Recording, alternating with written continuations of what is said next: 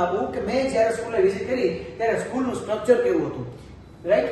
તો આ સરસ મજાના ક્લાસરૂમ, એવું તો છે નહીં કે આપણે શાળા છે એટલું સ્કોલરશિપ આપે છે, આટલા બધા સ્કીમો આપે છે તો શાળા નહીં ચાલતી હોય કે શાળામાં કોઈ ફેસિલિટી નહીં હોય. વિદ્યાર્થી મિત્રો, શાળામાં જે ફેસિલિટી મળે છે, ત્યાંના જે મેં સાહેબોને જોયેલા છે, ત્યાંના શિક્ષકોને જોયેલા છે મેં, ત્યાંના જે મુક્તા સર પોતે ખુદ ગ્રેજ્યુએટ છે અને પોતે ખુદ હાઈ ક્વોલિફાઈડ એજ્યુકેટેડ પર્સન છે, એમની મહેનત એ મેં પર્સનલી જોયેલી છે. એટલે એવી સ્કૂલ કે જ્યાં પ્રિન્સિપલ અને જ્યાં ટ્રસ્ટી પોતે ખુદ આટલી તમ તોડ મહેનત કરતા હોય, એવી શાળામાં મને નથી લાગતું કે કોઈ જાતની ખામી હોય. તો જો આ શાળાની અંદર તમે જોઈ શકો છો કે કેટલું સરસ મજાનું ઇન્ફ્રાસ્ટ્રક્ચર ઊભું કરેલું છે, પ્લસ અહીંયા ક્લાસરૂમ ઇન્ફ્રાસ્ટ્રક્ચર. એ સિવાય આપણે જોઈ શકીએ છીએ કે અહીંયા જે આસપાસ મતલબ કે હરિયાળીવાળું વાતાવરણ અને આસપાસ ડુંગર જેવું વાતાવરણ હોય અને ત્યાં વિદ્યાર્થીઓ બારોબાર અવનવી એક્ટિવિટી કરતા હોય, ત્યાંનું આટલું સરસ મજાનું ક્લાસરૂમ, આવડું મોટું બોર્ડ, આ જે સ્કૂલના જે ટ્રસ્ટીની સાથે વિદ્યાર્થીઓ જે સરસ મજાનો મતલબ ફોટો ક્લિક કરાવી રહ્યા છે, એ સાથે સાથે અલગ અલગ બહારની એક્ટિવિટી તમે જોઈ શકો છો. એટલું નહીં, ફક્ત એ હોસ્ટેલ સુવિધા પણ પૂરી પાડે છે અને એ હોસ્ટેલ પણ સરસ મજાની હવા ઉજાસવાળી હોસ્ટેલ. આ બધી વસ્તુ વિદ્યાર્થી મિત્રોને મળી રહે અને આપણા સૌરાષ્ટ્રના વિદ્યાર્થીઓ, ખાસ કરીને દ્વારકા, દેવભૂમિ દ્વારકા જિલ્લામાં આવતા ભાણવડ શહેરના વિદ્યાર્થીઓને, એની આસપાસ શહેરના વિદ્યાર્થીઓને લાભદાયી થાય તેવી એક ઉત્તમ શાળા મને અત્યારે દેખાઈ રહી છે, એ આ સ્કૂલ છે. તો આ મુક્તા સર, જેને હું અત્યારે તમારી સમક્ષ વખાણ કરી રહ્યો હતો, એ મુક્તા સર સાથે વિદ્યાર્થીઓ જે રીતના ફોટો ક્લિક કરાવે છે, તો જોઈ શકાય છે કે મુક્તા સર વિદ્યાર્થીઓથી કેટલા ટચમાં છે, કેટલા એના દિલોમાં રહેલા છે.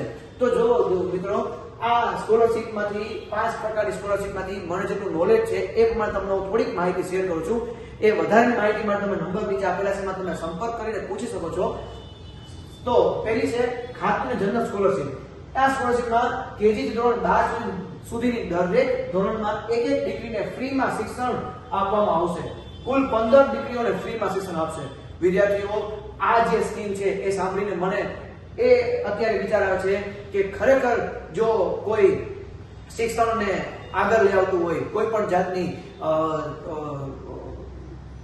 જાતનું આશા કે અપેક્ષા રાખ્યા વગર, તો આ સંસ્થા મને દેખાય આવે છે કે 15 વિદ્યાર્થીનીઓને ફ્રીમાં એજ્યુકેશન આપતી કોઈ સંસ્થા. આજે હું કોઈ સંસ્થામાં જાઉં અને કહું કે મને એક વિદ્યાર્થીને મને ફ્રીમાં એડમિશન આપો, તો કોઈ સંસ્થા અત્યારે મને લાગતું તો તૈયાર થાય. તો આ જ્યારે 15 વિદ્યાર્થીનીઓને પોતે ગર્લ્સને ફ્રીમાં એજ્યુકેશન આપવા રેડી છે, એવી જ રીતના સેમ દીકરાઓ માટે પણ છે. કેજી થી ધોરણ 12 સુધી 15 દીકરાઓ એટલે 15 બોયઝને ફ્રીમાં એજ્યુકેશન પ્રોવાઈડ કરવામાં આવશે. એ પણ બહુ સરસ મજાની વાત છે.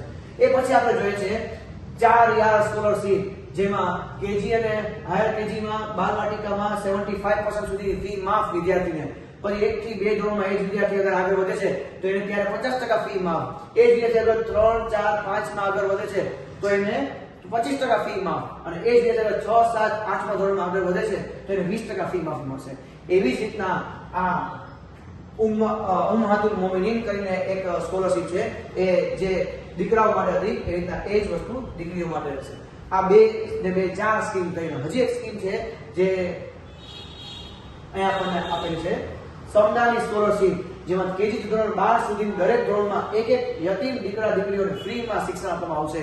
વિચાર કરો, 15 વિદ્યાર્થી એવા થઈ ગયા કે જે લોકો યતીમ છે, જેના પેરેન્ટ્સ મતલબ કે નથી દુનિયામાં, એ કોઈનો સહારો બનવાની જરૂર પડશે નહીં. એનો સહારો આ પોતે સ્કૂલ જ હશે અને એમને આગળ એજ્યુકેશન આપશે. મિત્રો, આવા ઉમદા વિચારવાળી સ્કૂલમાં એક વખત તો મુલાકાત લેવી જ જોઈએ. મેં એક વખત મુલાકાત લીધી. મને એવી ઈચ્છા થાય છે કે હું વારંવાર આ સંસ્થામાં મુલાકાત લઉં. તો એકવાર જરૂર મુલાકાત લેજો અને સંસ્થાને તમે તમારી રીતના દિલથી નિહાળજો. તમને ખબર પડશે કે આ સંસ્થાની અંદર કેટલી મહેનતથી આને ઊભું કર્યું છે અને કેવી રીતના વિદ્યાર્થીઓના ભવિષ્ય માટે, સક્સેસફુલ ફ્યુચર માટે મહેનત કરવામાં આવે છે. થેન્ક યુ દોસ્તો.